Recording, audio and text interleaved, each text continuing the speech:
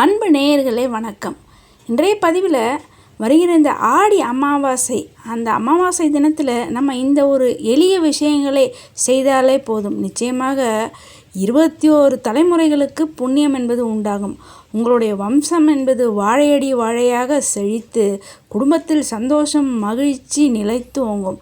சனி தோஷம் என்பது முற்றிலுமாக நீங்கக்கூடிய அந்த எளிய விஷயங்கள் என்ன? இந்த ஆடி அமாவாசைக்கு என்ன சிறப்பு? ஏன் இந்த ஆடி அமாவாசையை நாம் நிச்சயம் தவறவிடக்கூடாது என்பதை பற்றி இந்த பதிவில் ஒவ்வொன்றாக தெளிவாக பார்க்கலாம். பதிவை ஸ்கிப் செய்யாமல் முழுமையாக பார்க்கும்போது தான் இந்த பதிவில் சொல்லப்படக்கூடிய அனைத்து விஷயங்களும் உங்களுக்கு புரிய வரும். முதல்ல ஆடி அமாவாசை, அதற்கு ஏன் சிறப்பு, இவ்வளவு சிறப்பு என்று முதல்ல பார்த்துடலாம். அமாவாசை மாதம் வருகிறது.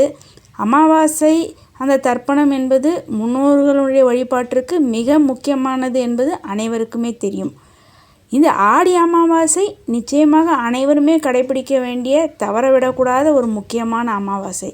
இந்த ஆடி அமாவாசைக்கு எதற்கு இவ்வளவு சிறப்பு என்பதை பற்றி தான் இப்பொழுது முதல்ல பார்க்கலாம். தக்ஷாயன புண்ணிய காலத்தினுடைய முதல் மாதம்தான் ஆடி மாதம். தக்ஷாயனம் என்றால் தெற்கு திசை. தக்ஷணம் என்றாலே தெற்கு. சூரிய பகவான் தெற்கு திசையை நோக்கி பிரயாணப்படக்கூடிய அந்த மாதம்தான் தக்ஷாயன புண்ணிய காலம் என்றே அதற்கு பெயர். 6 மாதங்கள் சூரியனுடைய பயணமானது தெற்கு திசையை நோக்கி இருக்கும். அதன் பிறகு உத்தராயணம். சூரியன் தன்னுடைய பயணப்பாதையை வடக்கு திசையை நோக்கி நகர்த்த ஆரம்பித்து விடுவார். அது உத்தராயணம். இந்த தக்ஷாயன புண்ணிய காலத்திற்கு ஒரு மிகவும் சிறப்பு, அதாவது சூரிய கதிர்களுக்கு ஒரு சூட்சம சக்தி உண்டு. அதனால்தான் இந்த 6 மாதங்களும் இறை வழிபாட்டிற்கு மிக மிக முக்கியத்துவம் வாய்ந்த மாதங்களாக கருதப்படுகிறது. முன்னோர்கள் இருக்கக்கூடிய திசையும் தெற்கு. முன்னோர்கள் இருக்கக்கூடிய அந்த தெற்கு திசைக்கு உண்டான இந்த தக்ஷாயன புண்ணிய காலத்தில் வரக்கூடிய முதல் அமாவாசை தான் இந்த ஆடி மாத அமாவாசை. இந்த தக்ஷாயன புண்ணிய கால முழுவதும் இந்த 6 மாதமும் பெருமாள் ஆலயங்களில் தக்ஷாயன வாசல், உத்தராயண வாசல் என்று 2 வாசல் இருக்கும். இந்த 6 மாதமும் பெருமாளை தக்ஷாயன வாசல் வழியாக தான் நாம் சென்று பெருமாளை சேவிக்க வேண்டும். முன்னோர்கள் இருக்கக்கூடிய திசையும் தெற்கு திசைதான். அதனால்தான் இந்த ஆடி அமாவாசைக்கு மிகவும் சிறப்பு வாய்ந்தது. கடகராசியில் சூரிய பகவான் சஞ்சாரம் செய்யக்கூடிய இந்த மாதம்தான் ஆடி மாதம். கடகராசி என்பது அது தாயை குறிக்கக்கூடிய ராசி. அந்த ராசியில் தந்தையை குறிக்கக்கூடிய பித்ருக்காரகனாகிய சூரியன் வந்து சஞ்சாரம் செய்யக்கூடிய மாதம்தான் ஆடி மாதம். அதுதான் கடக மாதம் என்றும் சொல்வார்கள். அதிலும் இப்போ வரக்கூடிய இந்த ஆடி அமாவாசைக்கு கூடுதல் சிறப்பு. அது என்னவென்றால், காலபுருஷ தத்துவத்தில் பாக்கியஸ்தானத்துக்கும் மோட்ச விரையாதி ஸ்தானாதிபதி குரு பகவான். அந்த குரு பகவான் கடகத்திற்கு 12ஆம் இடமான மிதுனத்தில் இந்த முறை சஞ்சாரம். அது மட்டும் இல்லாமல் இந்த முறை இந்த ஆடி அமாவாசையானது குருவாரமான வியாழக்கிழமையில், அதுவும் குருவுடைய நட்சத்திரமான அந்த புனர்பூச நட்சத்திரத்தில் அமைவது மிகவும் சிறப்பு. குரு பகவானுக்கு உகந்த அந்த கிழமையான குருவாரமான வியாழக்கிழமையில் குருவினுடைய நட்சத்திரமான புனர்பூச நட்சத்திரத்தில் குரு பகவான் கடகத்திற்கு 12ஆம் இடத்துல சஞ்சாரம் செய்யக்கூடிய இது மிகவும் சிறப்பான ஒரு விசேஷமான அமைப்பு. இந்த நாளில் நம்ம முன்னோர் வழிபாட்டை முறையாக செஞ்சோம்னா முன்னோர்களுடைய முழுமையான ஆசி நமக்கு கிடைக்கிறதோடு மட்டுமல்லாமல் நல்ல பாக்கியத்தையும் மோட்சத்தையும் அந்த குரு பகவான் நமக்கு தந்து அருள் புரிவார். முன்னோருக்கு உண்டான அந்த பித்ரு கடன்களை முறையாக நம்ம செஞ்சோம்னாலே நமக்கு முன்னோர்களினுடைய அருளாசி கிடைக்கிறதோடு மட்டுமல்லாமல் பகவானுடைய பரிபூர்ண அருளும் நமக்கு கிடைக்கும். ஏன்னா பகவான் முன்னோர்களை காப்பவர். தென்புலத்தில் இருக்கக்கூடிய நம்ம பித்ருக்களை காப்பவர் தான் இறைவன். முறையாக முன்னோர்களுக்கு கடன் செய்ய முடியாத சூழ்நிலையில் இருக்கக்கூடிய பக்தர்களுக்காக அந்த பகவானே முன்னோர் கடன்களை செய்ததாக சாஸ்திரங்கள் சொல்கிறது. அத்தனை சிறப்பு வாய்ந்த அந்த முன்னோர் கடன்களை, அந்த பித்ருக்கு அந்த நீர் கடன்களை இந்த அமாவாசை நாட்களில் செய்து நம்ம முறையாக நம்முடைய முன்னோர்களை வழிபாடு செய்தாலே இறைவனுடைய பரிபூர்ண அருளும் நமக்கு நிச்சயமாக உண்டாகும்.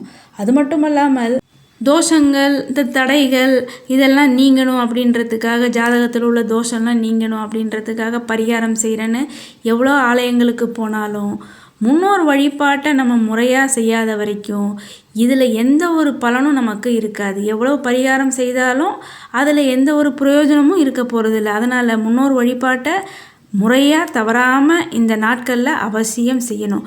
சனி தோஷம், இந்த சனி தோஷத்துக்காக, சனி பரிகாரத்துக்காக சனீஸ்வரன் ஆலயங்களுக்கு சென்று தான் நம்ம வழிபாடு செய்யணும்னு இல்லை. முன்னோர்களை இந்த நாட்களில் நம்ம முறையாக வழிபாடு செய்தாலே அந்த சனி தோஷம் முற்றிலுமாக நீங்கும். ஏன்னா இந்த அமாவாசை தர்ப்பண நாட்களில் நம்ம படையலிட்டு முதல்ல நம்ம செய்கிற விஷயம் என்ன? காகத்திற்கு உணவு வைப்போம். இந்த நாளில் காகத்திற்கு நம்ம ஏன் இவ்வளோ முக்கியத்துவம் கொடுக்குறோம் அப்படின்னா, இந்த காகம்ன்றதே முன்னோர்களை குறிப்பது. அதனால் ஜாதகத்தில் முன்னோர் தோஷம், அதாவது சனி தோஷம் இருக்குனாலே முன்னோர் தோஷம் இருக்குது, பித்ரு சாபம் இருக்குது அப்படின்றது அர்த்தம். அதனால தான் இந்த அமாவாசை நாட்களில் நம்ம காகத்திற்கு உணவு வைத்துட்டு அதன் பிறகு தான் நம்முடைய விரதத்தை அன்றைய தினம் நம்ம பூர்த்தி செய்வோம். அதனால் நம்ம ஜாதகத்தில் இருக்க எப்பேற்பட்ட தோஷங்களாக இருந்தாலும், அந்த பித்ரு சாபம், பித்ரு தோஷம், தடைகள், தாமதங்கள் இதெல்லாம் இருந்தாலே நம்ம செய்யக்கூடிய காரியங்களில் நமக்கு அது நிறைவடையாத ஒரு விஷயங்களாகவே இருந்துக்கிட்டு இருக்கும். சுபகாரிய தடைகள், இது போன்ற தடைகள் இருந்தாலே நமக்கு முன்னோர் சம்பந்தமாக அந்த தோஷம், அந்த சாபம் அப்படின்னு சொல்கிறாங்க இல்லையா, இப்படி ஏதோ இருக்குதுன்னு அர்த்தம். அதனால் இந்த நாட்களில் முன்னோர்களை முறையாக வழிபாடு செய்யணும். காலையில் நீங்கள் அந்த சூரிய உதயத்திற்கு பிறகு அவர்களுக்கு எள்ளும் நீரும் இறைத்து அந்த தர்ப்பணத்தை முறையாக செய்யணும். அதன் பிறகு மதிய வேளையில் சூரியன் உச்சியில் இருக்கும்போது அவர்களுக்கு படையலிட்டு முன்னோர்களுக்கு மனதார முன்னோர்களை நினைத்து இறைவனிடம் நீங்கள் பிரார்த்தனை செய்து கொள்ளணும். அதன் பிறகு காகத்திற்கு உணவு வைத்து உங்களுடைய அந்த விரதத்தை நீங்கள் பூர்த்தி செய்யணும். அதன் பிறகு அவசியம் அன்றைய தினம் முன்னோர்களை நினைத்து முன்னோர்களுடைய படத்திற்கு முன்பாக ஒரு நல்லெண்ணெய் தீபம் ஒன்றை ஏற்றி வைத்து நீங்கள் முன்னோர்களை இந்த நாட்களில் மறக்காமல் நீங்கள் வழிபாடு செய்தீங்கனாலே, இந்த எளிய முறை தான், இது அனைவராலும் எளிமையாக பின்பற்ற முடியும். இந்த எளிய விஷயங்களை நீங்கள் இந்த நாளில் செய்தாலே ஜாதகத்தில் எப்பேற்பட்ட தோஷங்கள் இருந்தாலும் சாபங்கள் இருந்தாலும் அது அனைத்தும் நீங்கும். தடைகள், தாமதங்கள் அது அனைத்தும் விலகுவதோடு குடும்பத்தில் நல்ல சந்தோஷம், மகிழ்ச்சி, ஆரோக்கியம், நிம்மதி அனைத்துமே உண்டாகும். இந்த வழிமுறையை அனைவருமே பின்பற்றி இந்த ஆடி அமாவாசை தினத்தில் முன்னோர்களுக்கு உண்டான வழிபாட்டை நிச்சயமாக கட்டாயமாக தவறாமல் செய்யணும். முன்னோர்களை நினைத்து இந்த நாட்களில் நீங்கள் செய்யக்கூடிய இந்த வழிபாட்டு முறை என்பது உங்களுடைய 21 தலைமுறைக்கும் புண்ணியம் உண்டாக்கி தருவதாக அமையும்.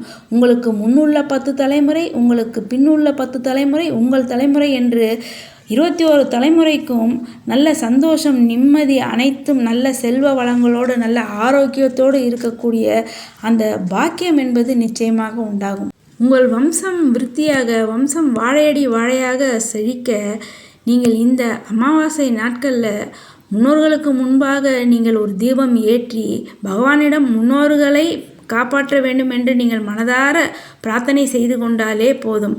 உங்கள் வம்சத்தையே காத்து அருள் புரியக்கூடிய சக்தி என்பது இந்த முன்னோர் வழிபாட்டிற்கு உண்டு. முன்னோருக்கு உண்டான இந்த தர்ப்பண காரியங்களை நீங்கள் அதற்கு உண்டான வாத்தியாரை வைத்தோ, ஆலயங்களில் சென்றோ, அருகிலுள்ள கோயில்களில் சென்றோ செய்யலாம்.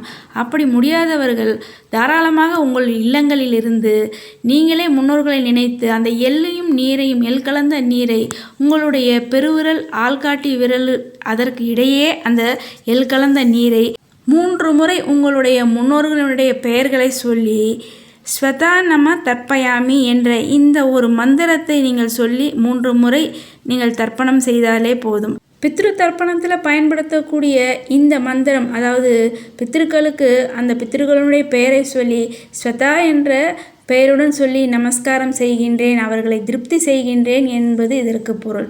இந்த ஆடி அமாவாசை நாட்களில், அது மட்டும் இல்லாமல் மாதம் வரக்கூடிய அமாவாசை நாட்கள்லையும் முன்னோர்களுக்கு தர்ப்பணம் செய்யும்போது இந்த மந்திரத்தை சொல்லி நீங்கள் தர்ப்பணம் செய்தாலே போதும். முன்னோர்களுடைய ஆசீர்வாதங்களை நீங்கள் முழுமையாக பெறுவதற்கு இது ஒரு சக்தி வாய்ந்த மந்திரமாகும். பெரியவர்களிடம் நம்ம ஆசீர்வாதம் வாங்கும்போது எப்பொழுதுமே அவர்களை பாத பூஜை செய்து அவர்களுக்கு வயிறார உணவளித்து அவர்களுக்கு தாம்பூலம் கொடுத்து மரியாதை செலுத்திய பிறகு நம்ம அவங்க பெரியவங்க கிட்ட ஆசையை பெறணும். அப்போது தான் அவர்கள் மிகவும் மனம் நிறைந்து மனம் மகிழ்ந்து நமக்கு அருளாசிகளை வழங்குவார்கள். பெரியவர்களுடைய மனம் சந்தோஷமானாலே தானாகவே நமக்கு அவர்களுடைய அருளும் எல்லாவித நன்மைகளும் நமக்கு கிடைத்துவிடும். அதுபோல தான் இந்த நாட்களில் முன்னோர்களுக்கு உண்டான தர்ப்பண காரியங்களை நம்ம முறையாக செய்தாமலே எல்லாவித நன்மைகளும் நமக்கு தானாக வந்துவிடும். அது மட்டும் இல்லாமல் அனைத்து தடைகளும் நீங்கிவிடும். எப்போதுமே அந்த முன்னோர்கள் நம்முடனே இருந்து நமக்கு அருளாசியை வழங்குவார்கள். அதனால் இந்த ஆடி அமாவாசை அல்லது இந்த அமாவாசை தர்ப்பண நாட்களில் நம்ம முறையாக முன்னோர்களுக்கு தர்ப்பணம் செய்து படையலிட்டு காகத்திற்கு உணவு வைத்து அன்றைய தினம் நம்ம வழிபாடு செய்து அதன் பிறகு மாலையில் அருகிலுள்ள ஆலயங்களுக்கு செல்வது, உங்களால் முடிந்த தான தர்மங்களை இந்த நாளில் அவசியம் செய்யணும். தான தர்மங்கள், தானம் என்றால் அன்னதானம் செய்வது மிக மிக சிறப்பு. யாருக்கு உணவு இல்லையோ, உணவு யாருக்கு தேவைப்படுகிறதோ அவர்களுக்கு நீங்கள் இந்த நாளில் உணவளிக்கணும். தானத்திலே சிறந்தது அன்னதானம். இந்த அன்னதானத்தில் தான் தானம் தருபவர்கள் தானம் பெறுபவர்கள் இருவருமே திருப்தி அடையக்கூடியது இந்த அன்னதானத்தில் மட்டும்தான். அதனால தான் இந்த அன்னதானம் அவ்வளவு சிறந்தது. அதனால தான் முன்னோர்களுக்கு இந்த நாளில் எள்ளும் நீரும் இறைத்து தர்ப்பணம் செய்வது அவ்வளவு முக்கியமான ஒரு விஷயம். இதனால் முன்னோர்கள் மகிழ்ச்சி அடைந்து நமக்கு நன்மைகளை வாரி வழங்குவார்கள். அன்பு நேயர்களே, உங்களுடைய வம்சம் வாழையடி வாழையாக செழிக்க, சனிதோஷம் நீங்க, 21 தலைமுறைகளுக்கு புண்ணியம் உண்டாக இந்த ஆடி அமாவாசை தினத்தில் இந்த எளிய விஷயங்களை அனைவரும் பின்பற்றி முன்னோர்களினுடைய பரிபூர்ண அருளாசையும் அந்த பகவானுடைய அருளையும் நிச்சயம் பெற வேண்டும் என்பதற்காக தான் இந்த பதிவை தருகின்றேன். இந்த பதிவை மற்றவர்களும் கேட்டு பயனடையும் வகையில் அனைவருக்குமே இந்த பதிவினை ஷேர் செய்து, இதுவரை சப்ஸ்கிரைப் செய்யாத அன்பர்கள் சப்ஸ்கிரைப் செய்து பெல் பட்டனை அழுத்தி தொடர்ந்து இணைந்து ஆதரவு தர அன்புடன் கேட்டுக்கொள்கிறேன். நன்றி.